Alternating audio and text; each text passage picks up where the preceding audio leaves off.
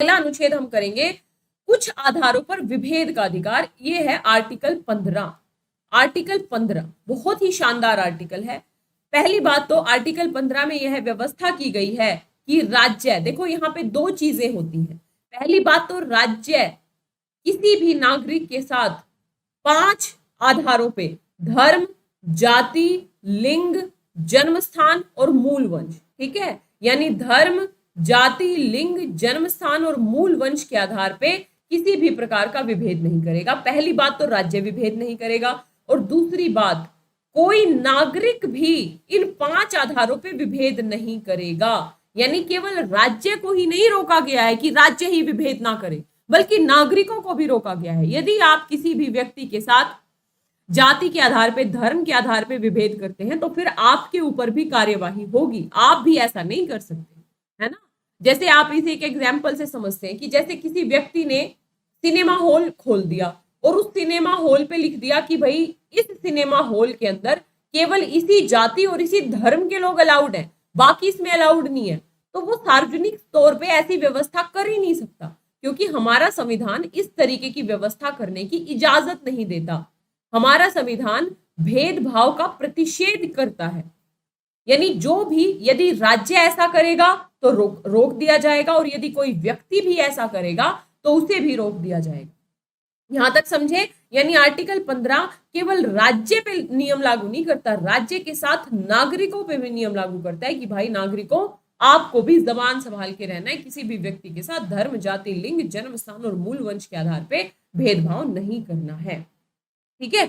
जैसे इसके अंतर्गत ना 4-5 चीजें होती हैं, जैसे दुकानें हैं, सार्वजनिक भोजनालय हैं जो ढाबे वगैरह होते हैं, होटल्स हैं, सार्वजनिक मनोरंजन के स्थानों में प्रवेश करने से नहीं रोका जाएगा किसी भी व्यक्ति को। मान लो एक दुकान, अपना परचून की दुकान खोल के बैठे और सुबह सुबह कहे कि नहीं भाई, यू आर नॉट अलाउड, आप जो है कहीं और जाओ, तो यदि वो व्यक्ति शिकायत कर देगा तो फिर उस दुकानदार पे कार्यवाही हो जाएगी अच्छी खासी तगड़ी।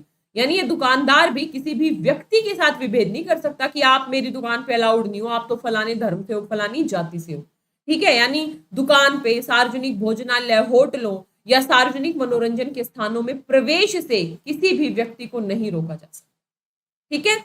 दूसरा, पूर्णतः या तो राज्य का 100% कंट्रोल हो या भागतः, या राज्य का 1% भी यदि किसी संस्था में भागीदारी है, राज्य निधि से पोषित या साधारण जनता के प्रयोग के लिए जो कुएं हैं, तालाब हैं, स्नान घाट हैं, दायित्वों या शर्त के अधीन नहीं होगा। मेरी बात समझे। यहाँ 2 चीजें लिखी हैं। पहला तो आप समझ गए होंगे कि भाई दुकान, भोजनालय, होटल, मनोरंजन के साधन आदि में प्रवेश करने से किसी भी व्यक्ति को इन 5 आधारों पर नहीं रोका जाएगा। दूसरा यह है कि ऐसे जिनमें राज्य की या तो 100% राज्य की भागीदारी है या राज्य ने उसमें कुछ हेल्प की है, मतलब अंशतः भागीदारी है, ऐसे कुएं, तालाब, स्नान घाट आदि का प्रयोग करने से भी किसी व्यक्ति को नहीं रोका जा सकता।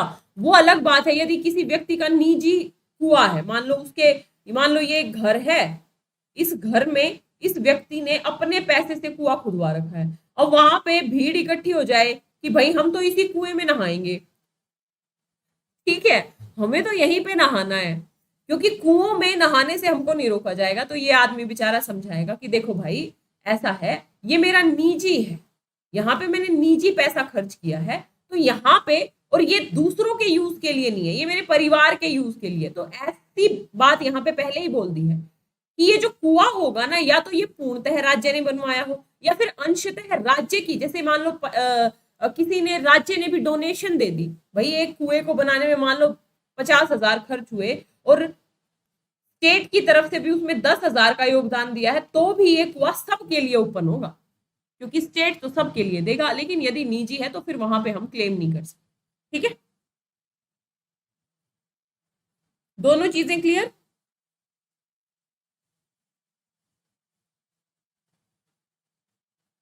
क्या बोल रहे हो। मंदिर में नहीं रोका जाता है, गर्ल्स को मस्जिद में नहीं जाने दिया। देखो वो फिर उनके अधिकार का मामला है, यदि महिलाएं जाना ही नहीं चाहेंगी तो वो तो फिर उनकी सचेतता का मामला है, वो कब जागेंगी, है ना। और याद रखिएगा, सोसाइटी में प्रत्येक जो वंचित वर्ग होता है उसमें बहुत सारे वर्ग, जैसा कि मैंने आपको बताया, अनुसूचित जाति, जनजाति, पिछड़े वर्ग, या फिर हम कहेंगे ट्रांसजेंडर्स, महिलाएं, बच्चे, ठीक है, दिव्यांग, इन लोगों को अपने अधिकारों के लिए लड़ना पड़ता है। आसानी से अधिकार नहीं मिलते। समाज जो है जैसे है वैसे ही चलना चाहता है कि ठीक है महिलाओं का शोषण हो रहा है, महिलाओं को हमने कम अधिकार दिए तो ठीक है ऐसे ही चलते रहने दो, लेकिन ज्यादा अधिकार के लिए उनको आगे आना पड़ेगा, ठीक है, तो कोई बात नहीं। तो ध्यान रखिए आपको नहीं रोका जाएगा। अगली बात है यह प्रावधान, अगला, यह प्रावधान राज्य और व्यक्ति दोनों के विरुद्ध विभेद का प्रतिषेध करता है, जबकि पहले प्रावधान में केवल राज्य के विरुद्ध ही प्रतिषेध का वर्णन था। यानी ये जो दूसरा प्रोविजन है ना, ये यानी ये राज्य को ही नहीं बल्कि व्यक्ति को भी रोकता है भेदभाव करने से, यानी व्यक्ति भी भेदभाव नहीं कर सकता, ठीक है, ध्यान रखिए। अब जैसे आप गांव में नहीं देखते होगी पंचायत नल के वगैरह लगा देते हैं। मान लो पंचायतों ने क्या किया, नल के वगैरह लगा दिए, भाई इस घर के सामने नल का लगा दिया, लेकिन ये नल का किसका है, पंचायत ने लगाया है, उस व्यक्ति का निजी नलकूप नहीं है, ठीक है। तो अगर इस पे किसी दूसरी जाति का व्यक्ति पानी भरने के लिए आए तो ये व्यक्ति जिसके घर के सामने नल का लगाए ये उसको रोक नहीं सकता, लीगली रोक नहीं सकता, क्योंकि इस नल के लगाने में राज्य का भी योगदान है। लेकिन यदि ये इसके निजी पैसों से लगाए तो इस पे ताला वाला लगा सकता है, भाई वो भी सीधी सी बात है, निजी पैसों से लगाया है तो फिर वो एक अलग एंगल हो गया, अंडरस्टूड सी बात है, ठीक है। अब हम बात करेंगे ये जो आर्टिकल 15 है, समझ में आया नहीं, राज्य विभेद नहीं करेगा, व्यक्ति विभेद नहीं करेगा, कहां कहां विभेद नहीं करेंगे ये भी हमने देख लिया। इसके तीन अपवाद होते हैं दोस्तों। एक अपवाद आपको याद रखना है कि राज्य को इस बात की अनुमति होती है कि वह बच्चों या महिलाओं के लिए विशेष व्यवस्था कर सके। जैसे उदाहरण के लिए भाई हमने स्थानीय निकायों में महिलाओं के लिए आरक्षण की व्यवस्था की है, बच्चों के लिए निशुल्क शिक्षा की व्यवस्था की है। तो 15(3) क्या कहता है, 15(3), 15(1) और 2 का अपवाद है। अब जैसे मान लो हमने महिलाओं को आरक्षण दे दिया, पुरुष चले जाएं चिल्लाते हुए क्या कहें कि हाय रे लुट गए, बर्बाद हो गए हम तो, हैं, महिलाओं को आरक्षण दिया जा रहा है, ये 15 का उल्लंघन है। 15 क्या कह रहा है कि आप धर्म, जाति, लिंग, जन्म स्थान और मूल वंश के आधार पर विभेद नहीं करोगे, और आपने लिंग के लैंगिक विभेद कर दिया, आपने पुरुषों को आपने आरक्षण दिया नहीं, महिलाओं को आपने आरक्षण दे दिया, तो फिर क्या होगा, क्या होगा, राज्य कहेगा या सर्वोच्च न्यायालय के पास यदि ये जाएंगे पुरुष चिल्लाते हुए तो सर्वोच्च न्यायालय कहेगा भाई धैर्य रखो, आर्टिकल 15(3) भी पढ़ लो।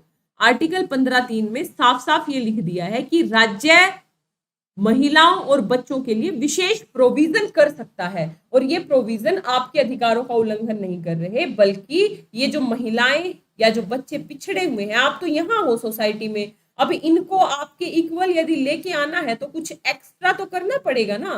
तो इसलिए दुखी नहीं होना है, आराम से घर जाओ, पानी वानी पियो, खाना वाना खाओ, समझ गए। तो इसलिए बिना बात हाय तौबा मचाने का अधिकार नहीं है। 15(3) सीधा सीधा कहेगा कि ना, भेदभाव हो सकता है, उनके लिए अतिरिक्त व्यवस्था हो सकती है।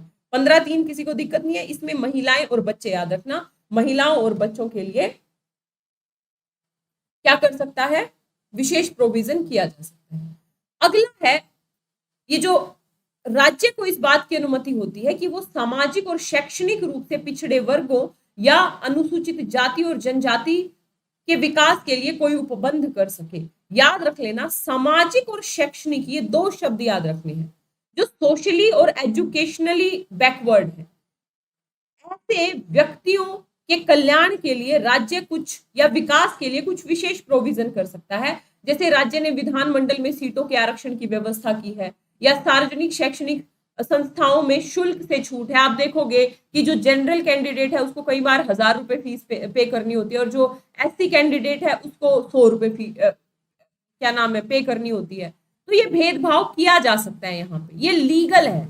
ऐसा क्यों कर रहे हैं, क्योंकि हम ऐसे वर्गों के अपलिफ्टमेंट के काम कर रहे हैं जो सामाजिक और शैक्षिक दृष्टि से पीछे हैं, शैक्षणिक दृष्टि से पीछे हैं, ठीक है। आर्टिकल 15(4) याद रहेगा। अब इसमें अगला प्रोविजन आ जाएगा 15(5) के तहत, ये याद रख लेना कि राज्य को यह अधिकार है कि वो सामाजिक और शैक्षणिक रूप से पिछड़े लोगों या अनुसूचित जनजाति और जाति और जनजाति के उत्थान के लिए शैक्षणिक संस्थाओं में प्रवेश के लिए छूट संबंधी कोई नियम बना सकता है।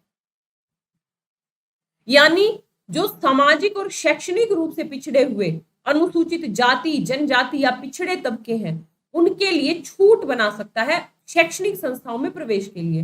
जैसे मान लो आप एंट्रेंस एग्जाम होता है, मान लो नीट है या फिर आईआईटी वगैरह के जो एग्जाम्स होते हैं या फिर और भी एग्जाम्स होते हैं, उसमें मान लो जनरल कैंडिडेट की मेरिट गई 100 में से 70 तो हो जाएगा, और एससी एसटी की मेरिट यदि 50-55 भी जाती है, मान लो 55 गई, तो भी ये प्रवेश कर पाएंगे। इनके लिए विशेष छूट दी गई है और ये ऐसा इसलिए किया गया है ताकि समानता स्थापित हो सके, ताकि वंचित लोग भी, वंचित वर्ग भी अपना कल्याण, अपना जो उत्थान कर सके, है ना।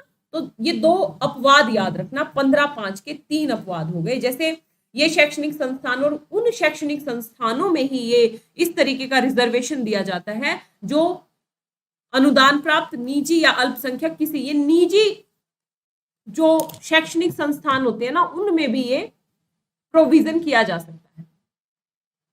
ठीक है, इसमें फिर ये नहीं है कि राज्य का ही होगा। मान लो किसी का बहुत बड़ा निजी कॉलेज है, वो कह रहा है हम तो नहीं देंगे जी आरक्षण, हम तो जी ये बात लागू नहीं करेंगे, तो वहां पे भी आपको इस तरीके के जो रूल्स एंड रेगुलेशंस हैं उनको लागू करना होता है। ये बेसिकली आरक्षण की बात कर रहे हैं। तो 15 बहुत अच्छे से समझ में आया। 15 के 2-3 प्रोविजन, राज्य विभेद नहीं करेगा, व्यक्ति विभेद नहीं करेगा, 3 अपवाद है महिलाओं और बच्चों के लिए, सामाजिक और शैक्षणिक रूप से जो पिछड़े वर्ग हैं उनके विकास के लिए विशेष व्यवस्था, और सामाजिक और शैक्षणिक जो पिछड़े वर्ग हैं जो शैक्षणिक संस्थाओं में छूट के लिए विशेष व्यवस्था की जा सकती है। और ये व्यवस्था राज्य से अनुदान प्राप्त निजी और अल्पसंख्यक किसी भी प्रकार के शैक्षणिक संस्थानों में की जा सकती है। ठीक है।